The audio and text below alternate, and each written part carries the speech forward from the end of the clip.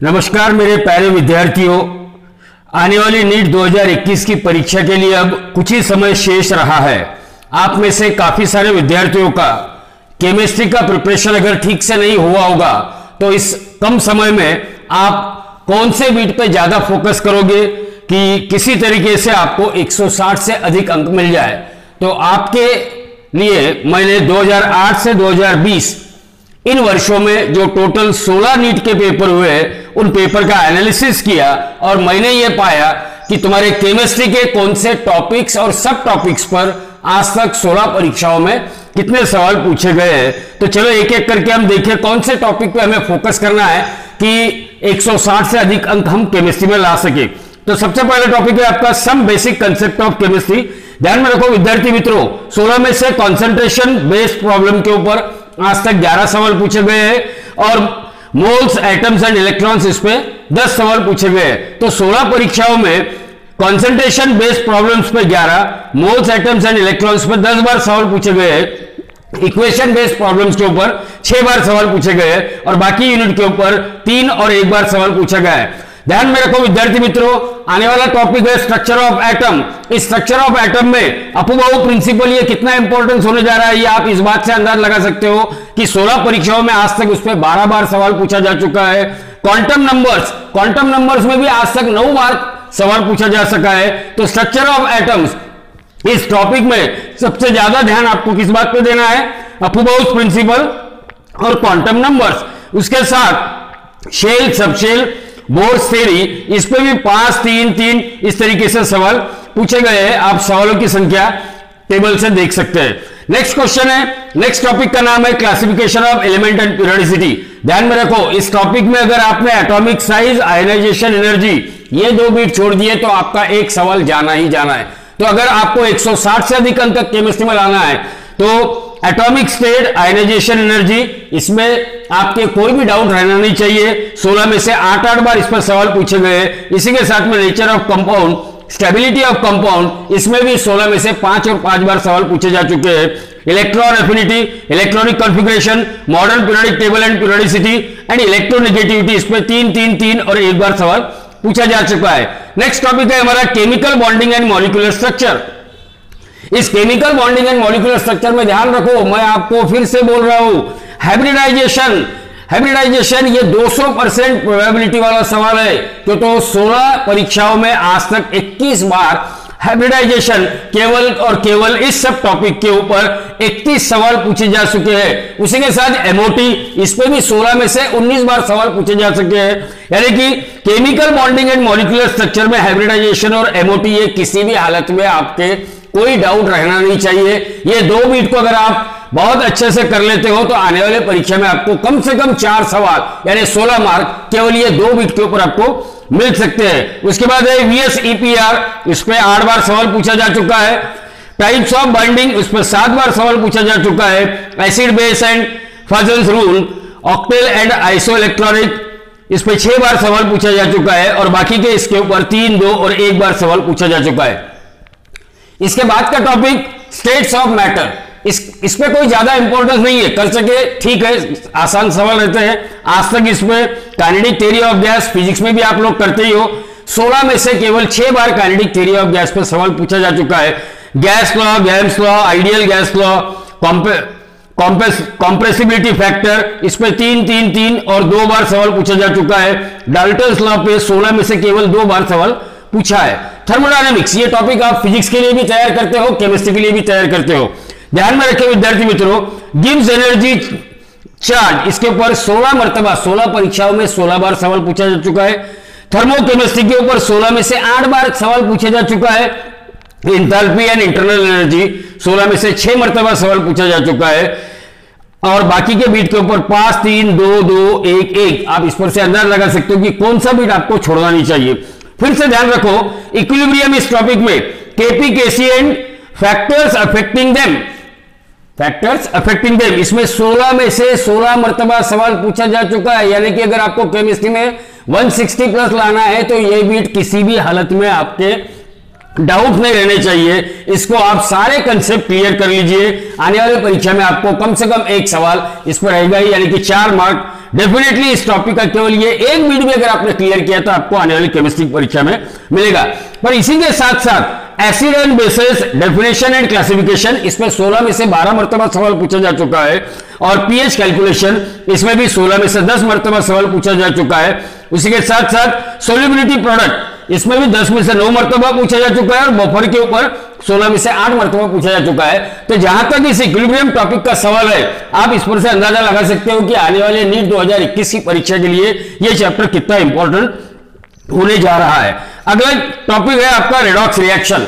ध्यान रखो, redox reaction में बाकी चीज आप करो या ना करो, लेकिन ऑक्सीडेशन एंड रिड्यूसिंग एजेंट यानी कि ऑक्सीडेशन नंबर के ऊपर 16 में से 13 मरतबा सवाल पूछा जा चुका है। यानी कि आने वाले नीट 2021 की परीक्षा में आपको एक सवाल इस बीट के ऊपर जरूर दिखाई देगा और आपको 4 मार्क मिल सकते हैं। तो इस बीट को लेकर oxidation and reducing agent, oxidation number, इसके ऊपर आपका किसी भी प्रकार का कोई भी डाउट नहीं रहना चाहिए। सारे सवाल प्रीवियस ईयर्स के हल कर लो, आने वाले परीक्षा में केमिस्ट्री का 4 मार्क पक्का। इसके बाद है hydrogen.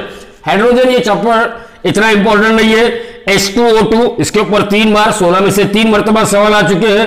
Hard and soft water पे 16 में से 3 मरतबा, प्रिपरेशन एंड प्रॉपर्टीज पे 1 मरतबा। उसके बाद है एस ब्लॉक एलिमेंट। ध्यान रखो विद्यार्थी मित्रों, अगर एस ब्लॉक एलिमेंट में आपने केमिकल प्रॉपर्टी छोड़ दिया तो 70% प्रोबेबिलिटी आपकी 4 मार्क कम होने की है। इसीलिए जिनको आने वाले नीट की परीक्षा में 160 से अधिक अंक लाना है, उसने एस ब्लॉक एलिमेंट में केमिकल प्रॉपर्टीज के सारे सवाल हल कर लेना चाहिए। उसमें आपको 16 में से 10 मरतबा सवाल पूछे जा चुके हैं। Some important compounds of Ca and Na, इस पे 5 मरतबा, और बाकी के बीट के ऊपर 4, 2 और 2 मरतबा सवाल पूछे जा चुका है। उसके बाद सबसे इंपॉर्टेंट टॉपिक है पी ब्लॉक एलिमेंट।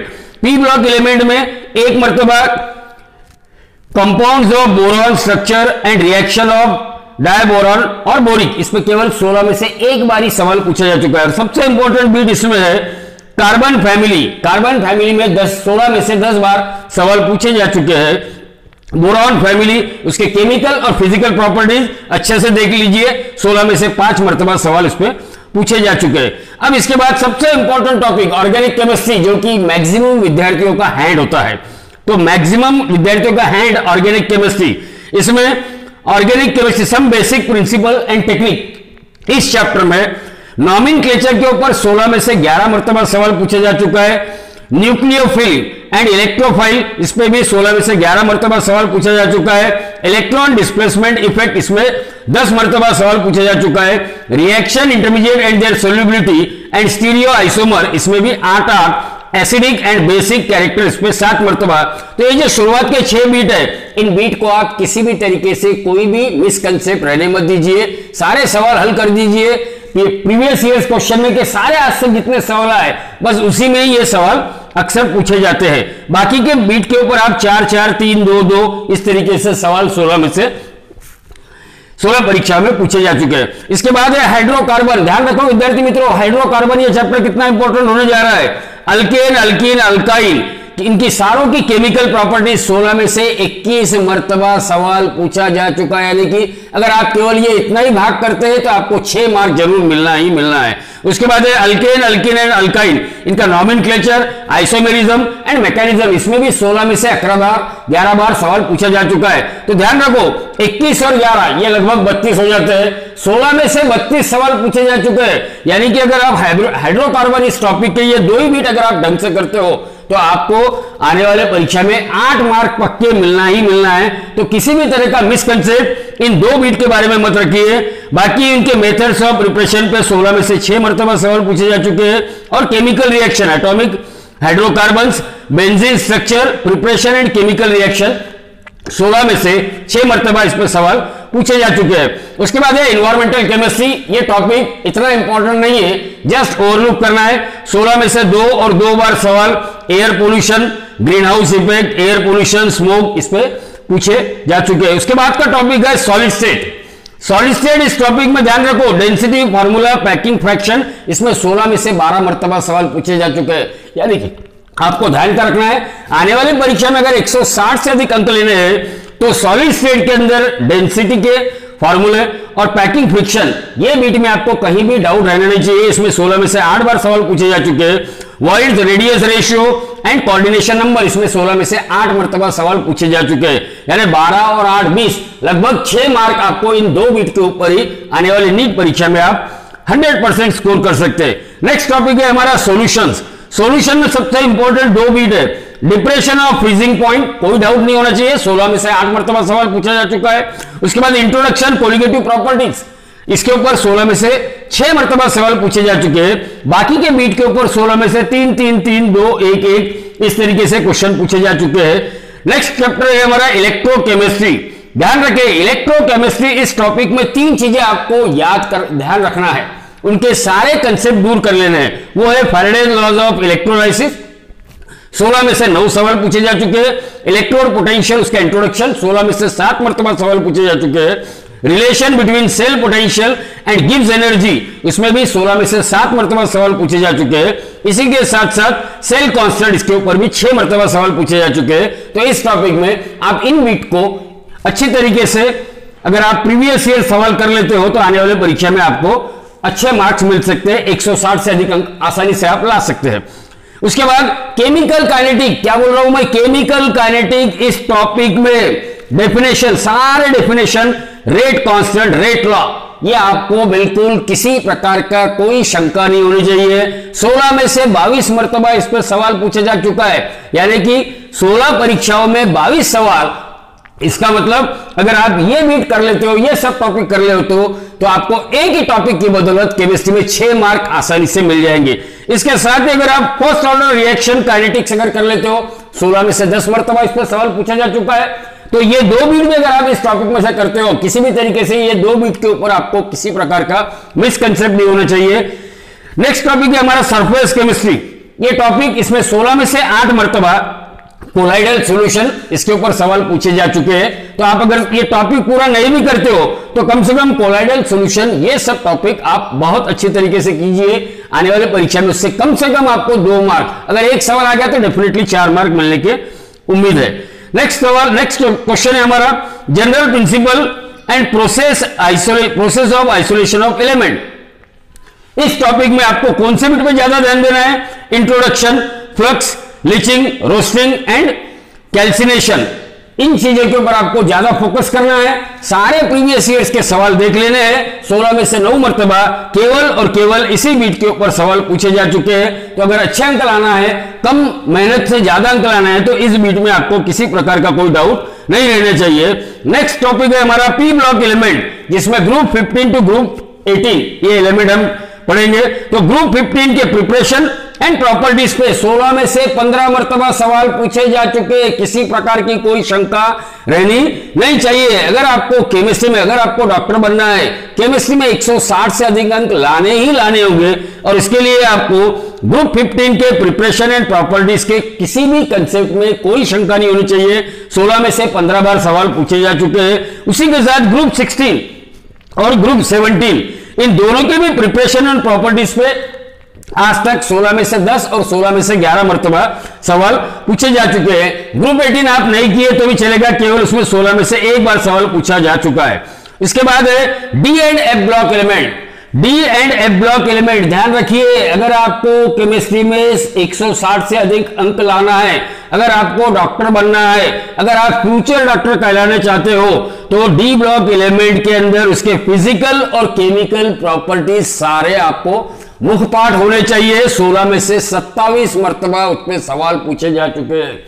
तो अगर आपको 160 से अधिक अंक केमिस्ट्री में लाना है, कम एफर्ट में लाना है, कम पढ़ के लाना है, तो D and F block element में उसके फिजिकल एंड केमिकल प्रॉपर्टीज आप अच्छे से रट्टा मार लीजिए। आने वाले परीक्षा में आपको 16 में से 27 बार, यानी कि आने वाले परीक्षा में कम से कम 2 सवाल मिलने की उम्मीद है, यानी आपके 8 मार्क पक्के।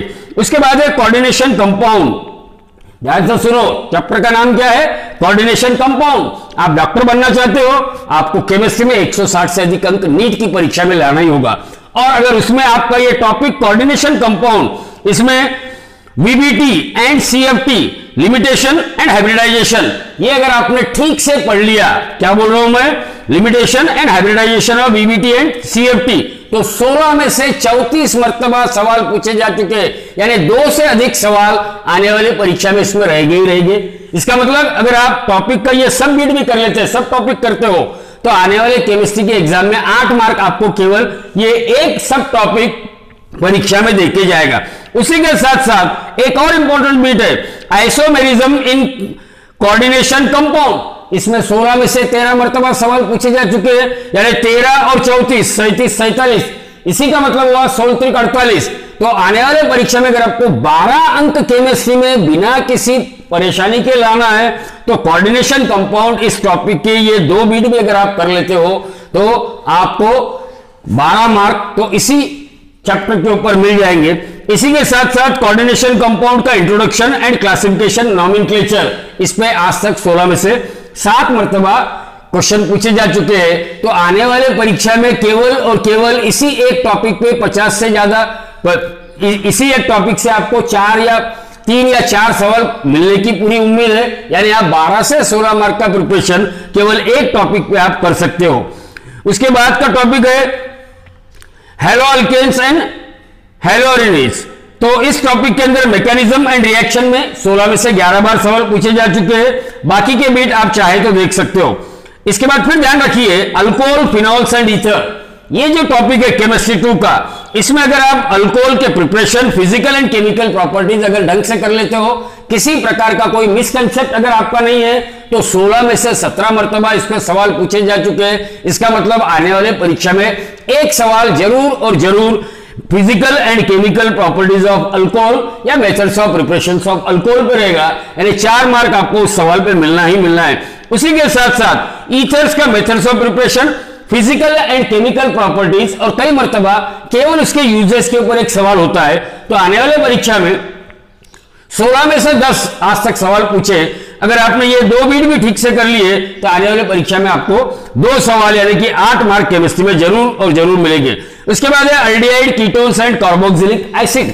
इस टॉपिक के अंदर आपको 2 चीजें जरूर करना है, मैकेनिज्म एंड आइसोमर। अगर आपने ये ठीक से कर लिया बिना किसी शंका के तो 16 में से 14 बार इस पे सवाल पूछा जा चुका है। आने वाले परीक्षा में एक सवाल इस पे जरूर रहेगा। उसके बाद preparation and properties of aldehydes and ketones, 16 में से 13 मरतबा सवाल पूछे जा चुका है। आने वाले परीक्षा में फिर से एक सवाल की प्रोबेबिलिटी है। तो अगर आप ये टॉपिक में ये 2 बीट भी ढंग से कर लेते हो तो 16 में से 2 सवाल आने वाले नीट 2021 में आपको जरूर मिलेंगे और आप 8 मार्क आसानी से ले सकते हैं। अब अमाइंस, इस टॉपिक के अंदर मैं आपको एक ही सब टॉपिक भी बोलूंगा।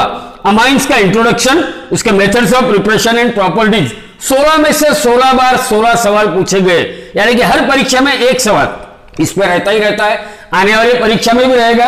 तो आपको अगर 4 अंक लेने हैं, एक ही टॉपिक करना है आपको अमाइंस, उसका एक ही बीट करना है, बाकी बीट के ऊपर 5 4 2 1 इस तरह से सवालों की संख्या है।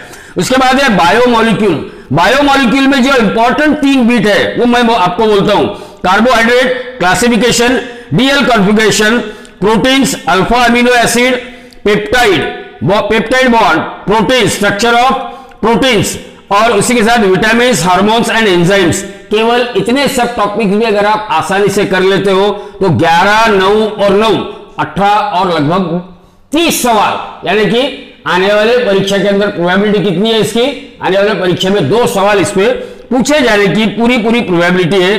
तो अगर आपको 160 से अधिक अंक लाना है तो ये बीट को आपको छोड़ना ही नहीं है।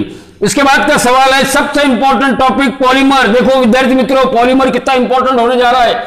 आने वाले नीट 2021 की परीक्षा में 2 सवाल इस पे आना ही आना है।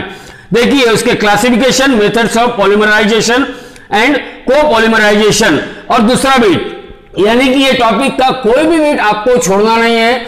दोनों ही बीट के ऊपर 15 16 में से 15 मरतबा सवाल पूछे जा चुके हैं। आप अंदाज लगा सकते हो 16 परीक्षाओं में 15 बार सवाल पूछे, 16 परीक्षाओं में फिर दूसरे बीट पे 15 बार सवाल पूछे, यानी कि आने वाले परीक्षा में कम से कम 2 सवाल केवल इस टॉपिक पे। इसका कोई भी बीट आपको छोड़ना नहीं है अगर आपको डॉक्टर बनना है, अगर आपको 160 से अधिक अंक आने वाली परीक्षा में लाना है। और सबसे आखिरी चैप्टर है chemistry in everyday life. Chemistry in everyday life ये ऐसे टाइप चैप्टर है।